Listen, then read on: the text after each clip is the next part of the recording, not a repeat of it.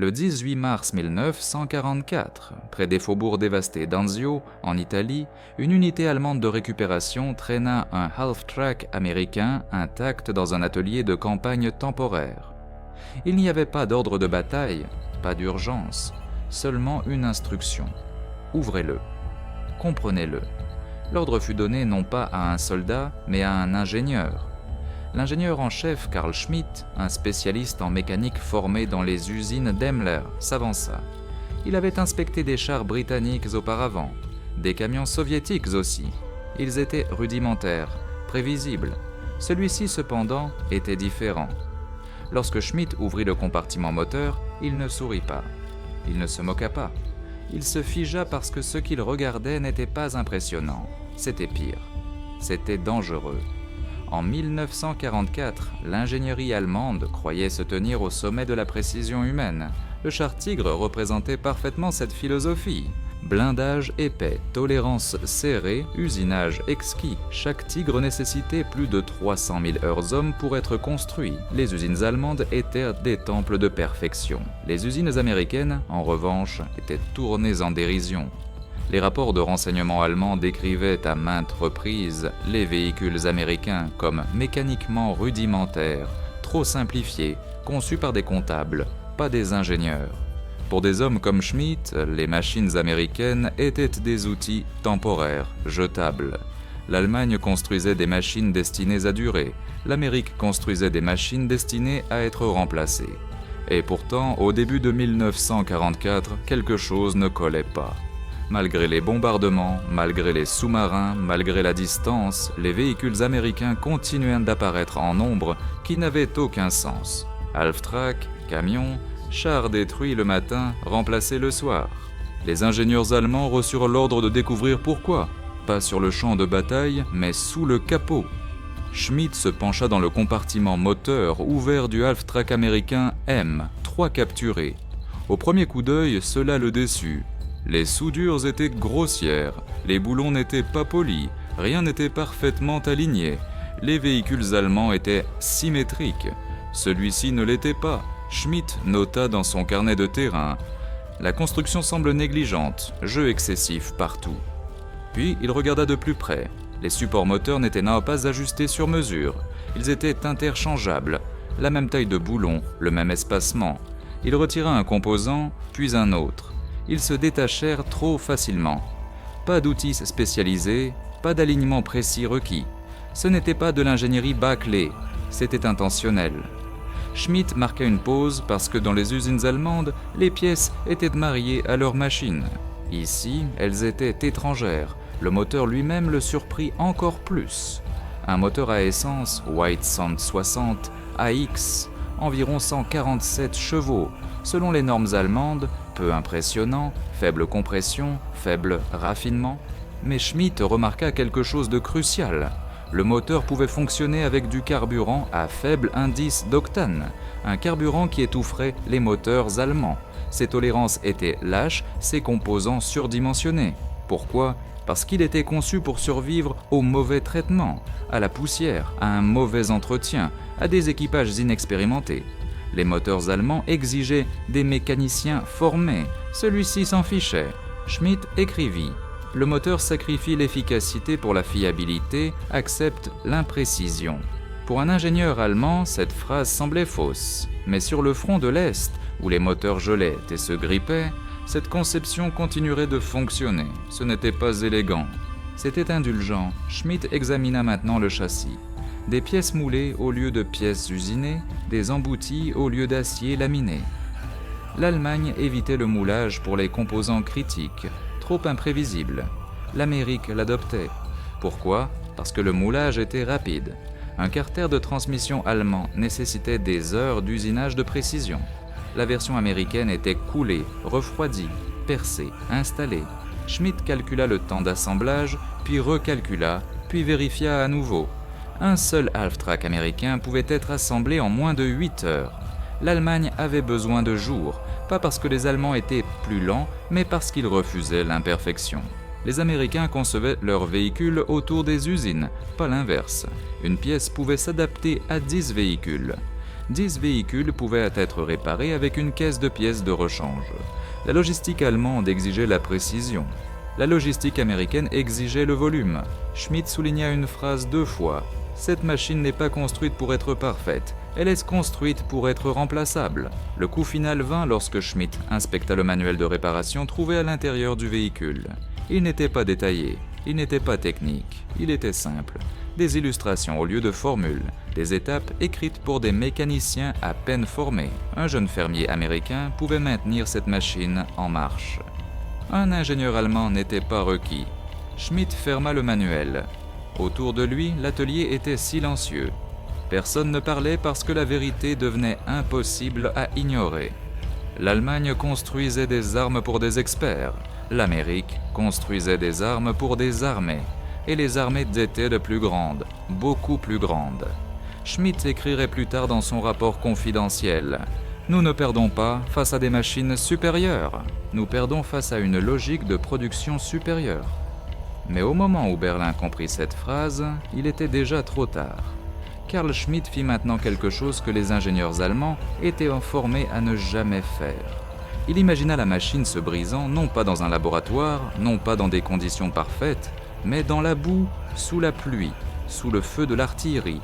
Le half-track américain avait des composants exposés, des panneaux d'accès ouverts, des boulons que l'on pouvait atteindre avec des mains gelées.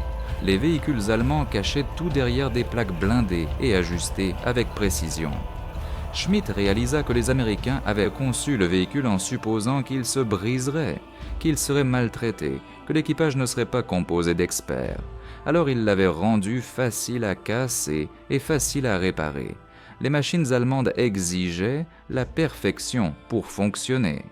Les machines américaines s'attendaient au chaos et s'y préparaient. Schmidt écrivit: « La conception suppose l'incompétence. Ce n'est pas une insulte, c'est une stratégie. » Un autre ingénieur, Fritz Keller, entra dans l'atelier avec des caisses récupérées d'un convoi américain détruit, des pièces de rechange.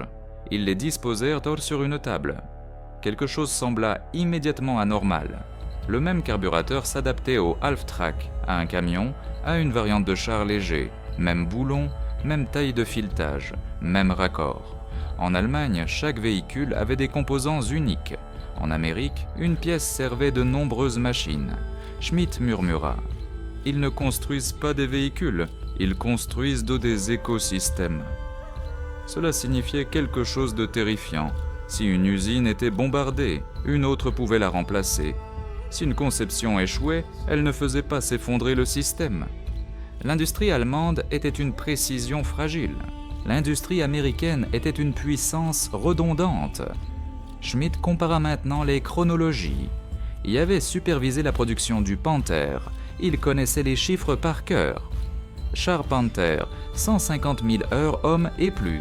Half-track, une fraction de cela. L'Allemagne célébrait la complexité. L'Amérique armait le temps. Pendant que les ingénieurs allemands perfectionnaient une machine, l'Amérique en terminait 10, puis 50, puis 1000. Schmidt réalisa quelque chose de glaçant.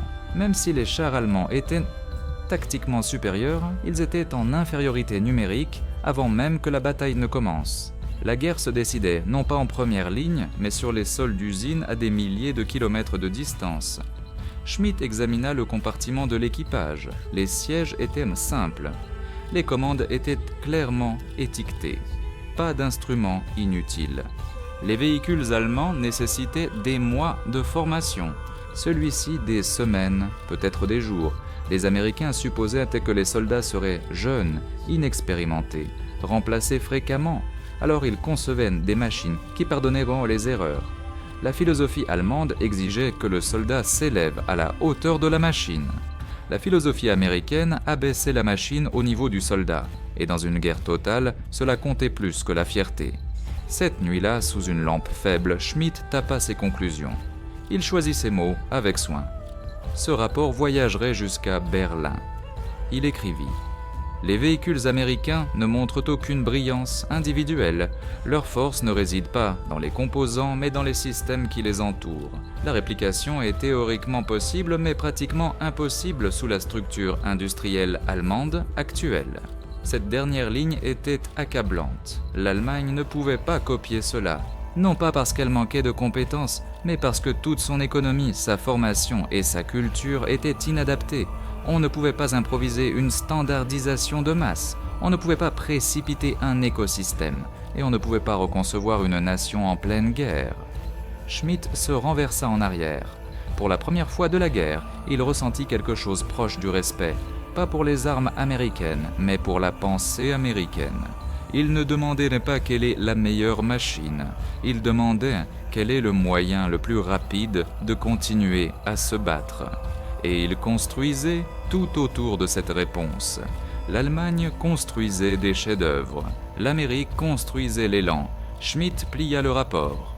Il savait que la plupart des officiers l'ignoreraient. Cela contredisait tout ce qu'il croyait, mais au fond de lui, il comprenait. La guerre n'était plus une question d'acier et de puissance de feu, c'était une question de système. Et l'Allemagne menait la mauvaise guerre avec les mauvais outils, contre un ennemi qui ne cessait jamais de construire. Carl Schmitt se tenait seul dans l'atelier. Le half-track était ouvert, silencieux, peu impressionnant. Et pourtant, cette machine simple expliquait quelque chose qu'aucun rapport de bataille n'avait jamais fait. L'Allemagne avait posé la mauvaise question. Il demandait comment construire la meilleure machine. L'Amérique demandait comment construire suffisamment de machines. La différence était subtile et fatale. Schmitt comprit finalement pourquoi les véhicules américains semblaient rudimentaires. Ils n'étaient pas conçus pour gagner l'admiration. Ils étaient conçus pour continuer à venir. Chaque tolérance lâche, chaque pièce moulée, chaque commande simplifiée. Ce n'était pas de l'incompétence, c'était intentionnel. Le secret américain n'était pas le blindage, pas la puissance de feu, pas la brillance de l'ingénierie. Le secret était l'ingénierie des systèmes. L'Amérique ne construisait pas des chars. L'Amérique construisait des chaînes d'approvisionnement, des pipelines de formation, des doctrines de réparation, des pièces interchangeables, des écosystèmes. Un Sherman détruit aujourd'hui pouvait être remplacé demain. Un Tigre allemand perdu aujourd'hui pourrait ne jamais être remplacé du tout. Les usines allemandes étaient des chefs-d'œuvre. Les usines américaines étaient des armes. Schmitt écrivit une dernière ligne dans ses notes privées, jamais officiellement soumises. La machine américaine n'a pas besoin de survivre. Le système américain, si. C'était le secret que l'Allemagne ne pouvait pas voler parce qu'il n'était pas à l'intérieur du véhicule. Il était à l'intérieur de la nation. Même si l'Allemagne essayait d'imiter les conceptions américaines, elle ne pouvait pas imiter l'échelle américaine. L'Allemagne faisait face à des pénuries de main-d'œuvre qualifiée, à des fournisseurs fragmentés, à des usines trop spécialisées, à une résistance idéologique à la conception inélégante.